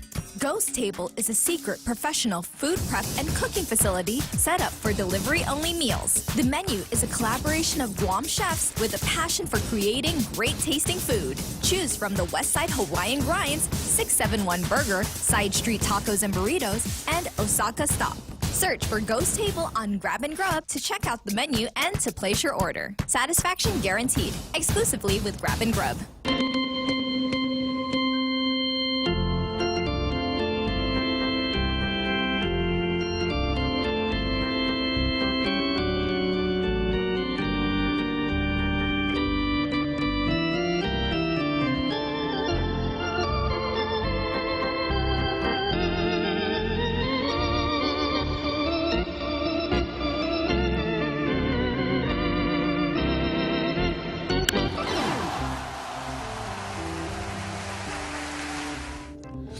How long have you been a Cub fan, another Joe? Me? Ooh, I better not say anything about that. That might be the wrong answer. You're not a Cub fan? Oh, Uncle Bob. Because if you're not a Cub fan, what are you doing sitting out here in the bleachers at Wrigley Field on a day like this? I think I might be experiencing dementia. Maybe he's a Cracker Jack fan. Maybe. So what did you want to tell me today, another Joe? Well, it would seem that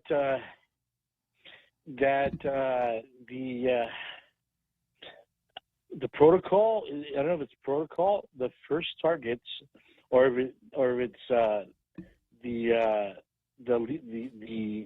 least resistance for the ACLU to strike first is our AG and the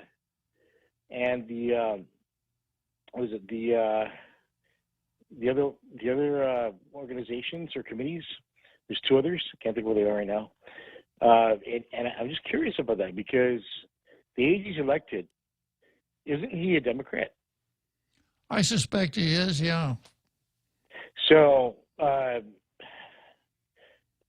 basically, it's infighting within the Democrat Party, and so they're trying to bring him around to see things their way, and the excuse is there's 10 individuals who were forced to take an air trip from Guam to Hawaii because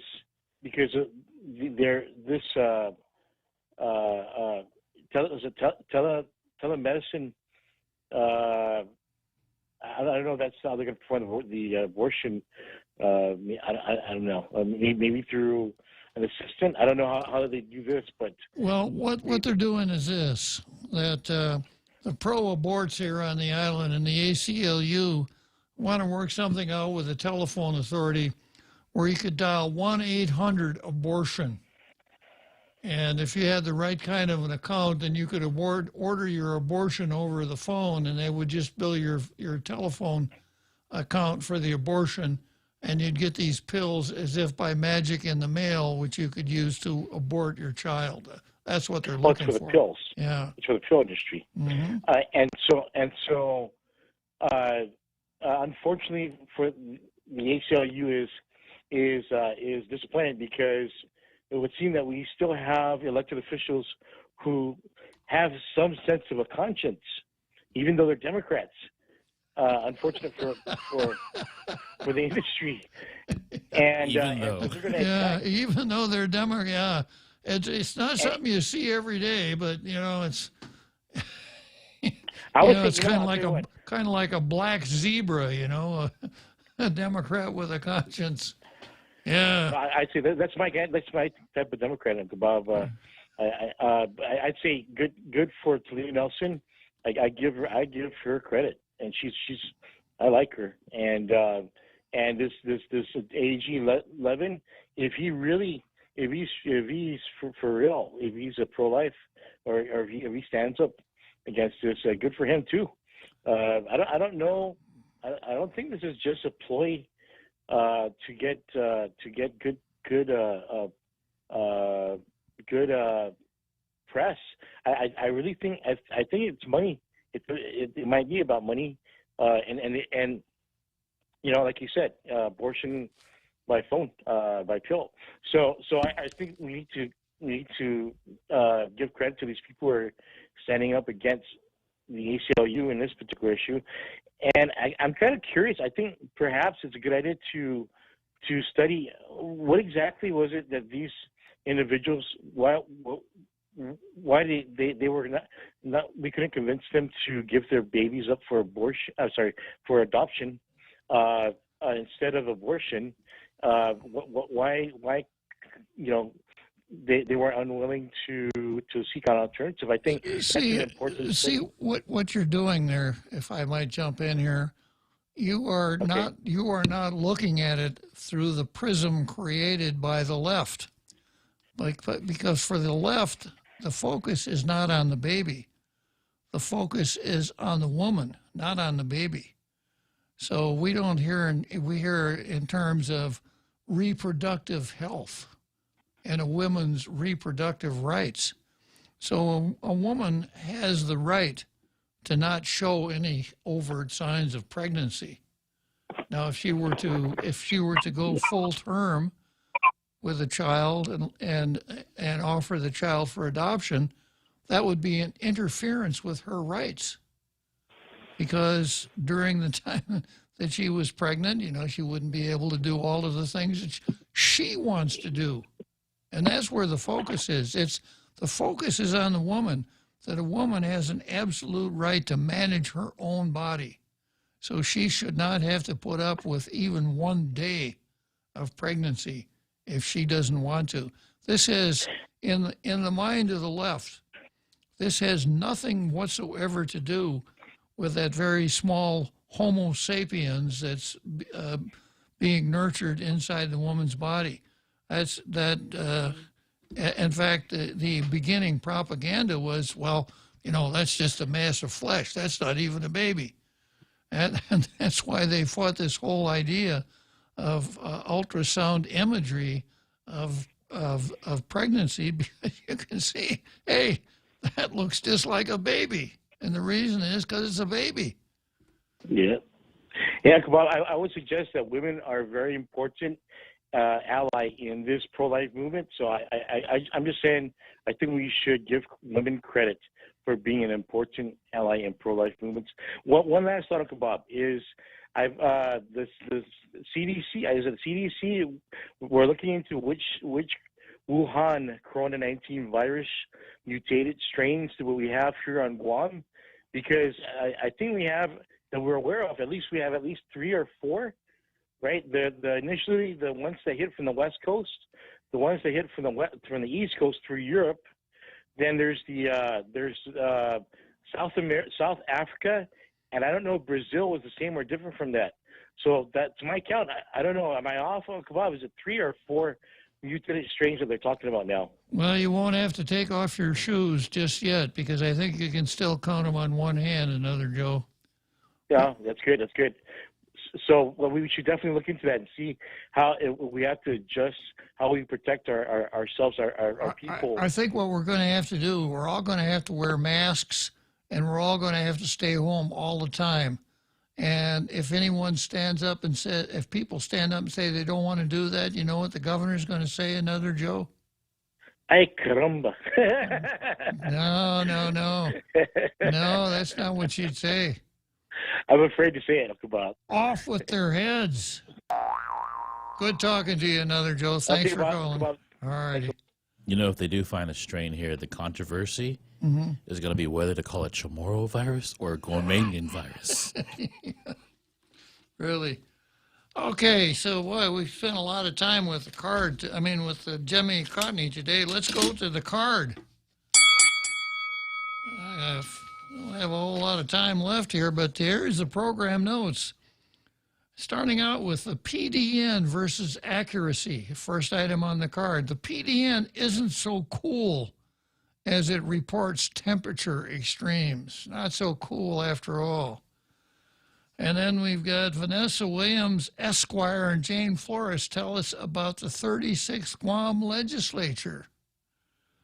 And then Talina takes on the port, and there's some really interesting interplays there.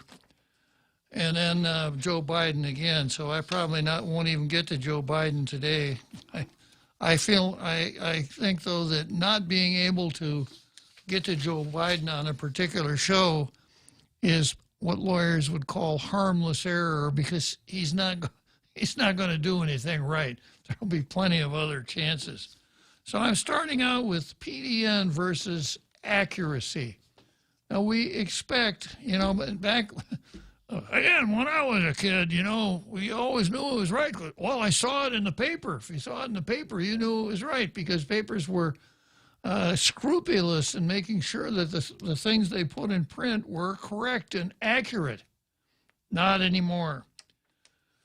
And today's daily news, Guam set a 71-year record for cold temperature on Saturday. Sort of. A major winter storm system was gearing up to hit the U.S. East Coast, and the Midwest was digging in for heavy snowfall, accompanied by temperatures approaching sub-zero. Guam suffered a severe cold snap, at least by local standards. In fact, it was so cold, on the island that broke a 71-year record with a recorded temperature of 69 degrees just after dawn Saturday. Paul Stanko, a senior meteorologist at the National Weather Service, confirmed the temperature at 7:08 a.m., which was officially recognized as the new record on Sunday. Stanko explained the timing of low temperatures, and it talks about the Earth is radiating heat, etc. Stanko said outside the news media there's been slight interest in a new record, likely because Saturday morning risers slept through the chill record. The previous record was 70 degrees in 1950, but the runner-up didn't occur until 2002, Stanko said, when the mercury slid to 70, tying the 1950 record. Okay, what was the record? It was 69 degrees on the 29th of January, right? What is the coldest 29th of January we've had in Guam since we've been keeping track of records? Last Saturday. What is the coldest 30th of January? I don't know. I'd have to look it up. In other words, it was the record low for January 29. It was not the record low forever and ever and ever. You know, 2 minutes on the internet and you'd find out that it got down to 65 in 1973. But Guam set a 71-year record for cold temperature. You know, it's just so sad. It's again, I'm back to that airline seat with a tray that won't stay up. If you can't get something like this right, Daily News, how can we depend on you for stuff that's hard? This is not hard. This is easy. Your story could have said, we had the coldest January 29th since we've been keeping track this Saturday, but it's not a record cold for all time. And it's, you know, it's the essence of this newspaper of not getting things right and just kind of passing it along as though it's okay, you know, kind of good enough. Good enough is the enemy of better. So on the subject of weather, if you pay attention to it, and I pay a lot of attention to it, the temperature drops during what we call the dry season, somewhere in the beginning of December all the way up until sometime in April. And what happens is you have some extremely clear nights. So when there are no clouds, whatever temperature the Earth accumulates during the daytime radiates into the sky, and the temperatures will drop. Sometimes we drop below the dew point. You'll walk outside, and even though it didn't rain, there's water on your car. That water is called dew, because the dew point means that the air's ability to hold a certain amount of humidity diminishes as the temperature drops. So that's where we are. So every year we're going to have several days where we have low temperatures. In this last week, I think it started out on Wednesday, 73, 73, 72. It's cooler temperatures than normal.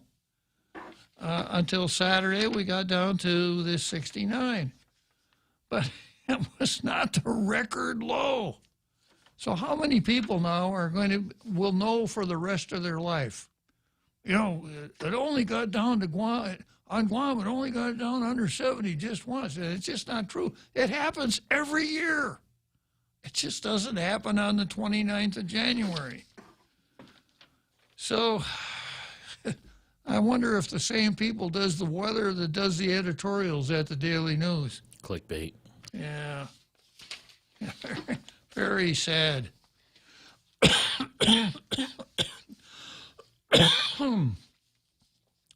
Okay, let's break for the seventh, as you were, for the home stretch, and then I'll come back to the ACLU. It takes all of us to protect Guam. Join the Guam Visitors Bureau in our social media campaign series aimed to protect our island and each other in this COVID-19 era. Participate in the Protect Guam movement by wearing your mask, showcasing Guam's heroes, staying active, and downloading the Guam COVID Alert app. Post and share your content with us. Use the hashtag #ProtectGuam, and you could win $100. It's that simple. Check out visitguam.com for details. Let's reclaim our lives, our economy, and our tourism industry. Okay, Google. Hey, Siri. Hi, Bixby. Go ahead. I'm listening. Open the Point app. Opening. Live stream, on demand, swap stations. Check out the visual radio. Get the free app available on the App Store and Google Play, or go to thepoint.gu.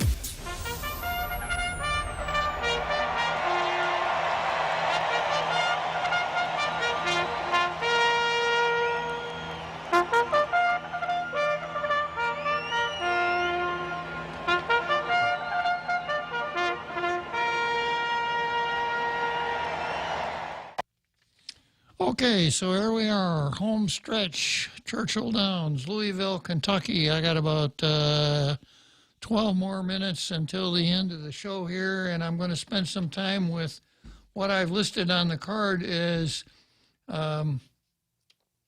Vanessa Williams and Jane Flores versus the legislature.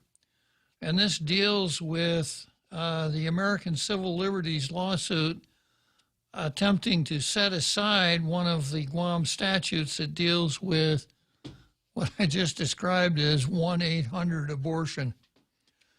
And here's how the story goes. The American Civil Liberties Union lawsuit filed on behalf of two Hawaii-based OBGYNs who are licensed on Guam argues that while abortions are legal here, the statute requires they be performed in approved clinics and that patients must be counseled in person about the procedure.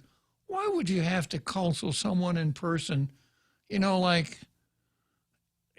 if you wanted to get a manicure, would you have to be counseled in person for that, Jose? I don't think so. No, you can buy your own nail clippers and do it yourself. What's the difference? The difference is because it's a medical procedure. Yeah, and it ought to be different because it's a matter of life and death. Do we treat life and death so cavalierly that we're going to make a fuss about someone complaining about you have to be counseled in person before you can do this life-defying act? Well, how petty can you get? It's just one life. But the law is silent on telemedicine abortion services because they didn't exist when the statute was adopted in 1978. Alexa Colby Molinas, an attorney with the ACLU, explained. It's about getting rid of the medically outdated, unnecessary laws that are blocking access to health care, she said. Where's the health care here? I thought we were talking about abortion. Yeah, me too. Yeah, I don't think babies become more healthy because they've been aborted. Somehow I don't think that works very well. And then it goes on to say, the last doctor to perform regular abortions left Guam several years ago. Co-counsel and local attorney Vanessa Williams said now patients have no choice but to go off island, which most can't afford. They have no choice. And of course, it's all about choice, right, Jose? Freedom of choice. It's not like they're just being inconvenienced. Isn't the doctrine that pregnancy is an inconvenience? Because it stops women from pursuing their careers and their romantic interests and the other things that are far more important than propagation of the human race. She says this has become impossible, and it's become a ban on their constitutional rights to seek this care. The fact that people have to go off island to get an abortion has now become a ban on their constitutional rights. They're hearing from patients who want access to care and who want to come for care, but for many of them, the logistics and financials are just too much, Molina said. The Hawaii doctors are seeking preliminary injunction from the court that would allow them to counsel patients online on medication abortions or abortion pills. Why can't we do it online?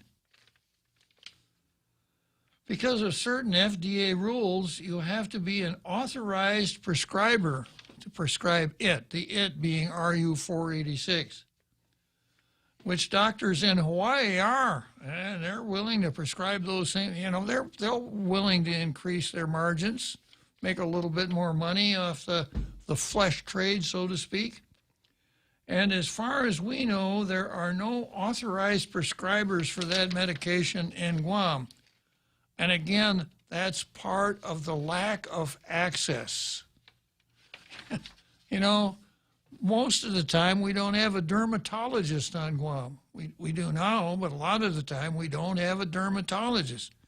We have a hand surgeon, a really good hand surgeon, but as a general principle, you wouldn't have that degree of specialization in a city of 160,000. We're just lucky there. We don't do open heart surgeries here. Same reason. So if we are going to level a playing field, why don't we do it for real health care?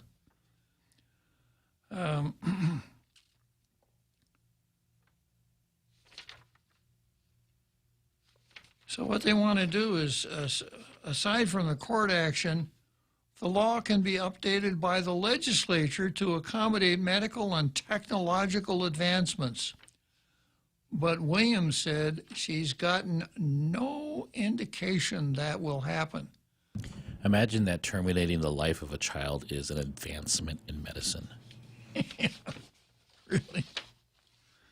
So Williams here says there's no indication that the legislature is going to change the law. And of course, we know that the pro-abort folks would much rather work with the courts than with the legislature, because often the people don't want what they're peddling.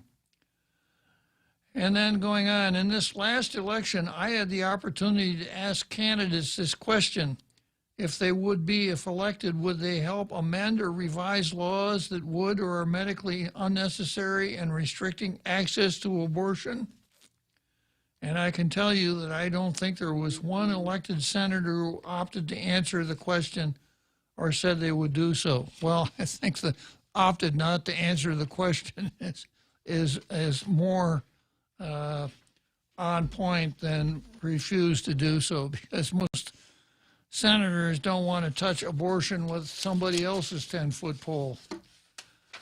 Okay, along the same lines, an article ran in today's Daily News.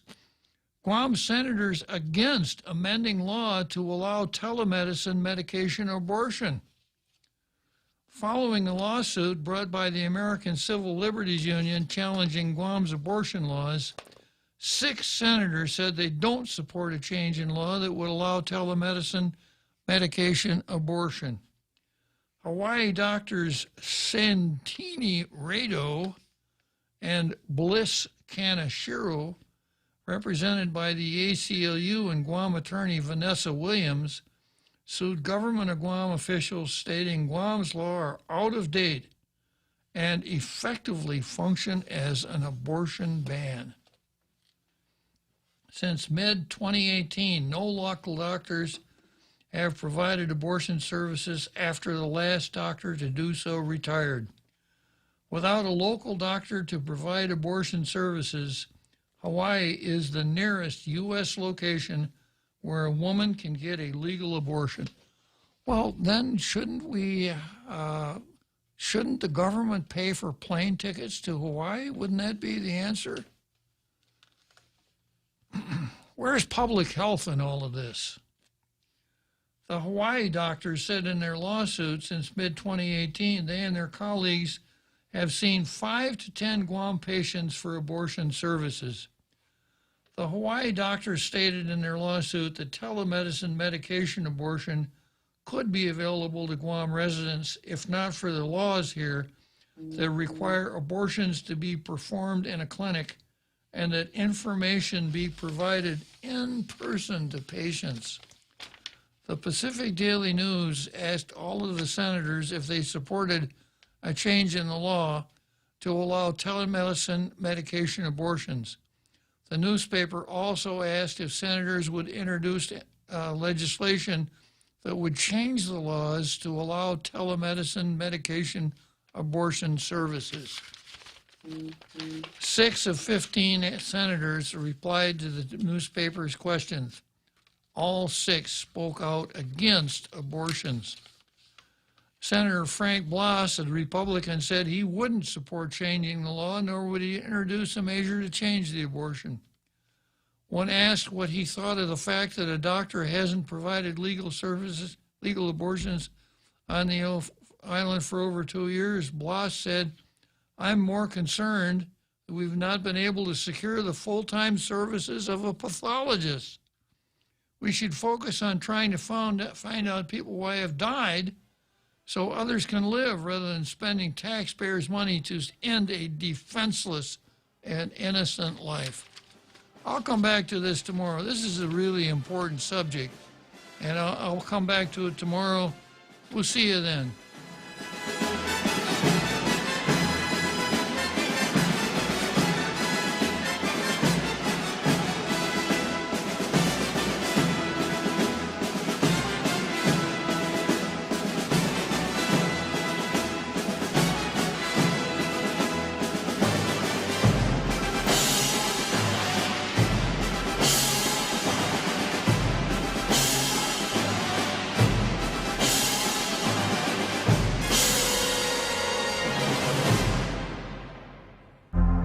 The Point is KUSG, Hagåtña, Guam, 93.3 FM and 104.3 HD3.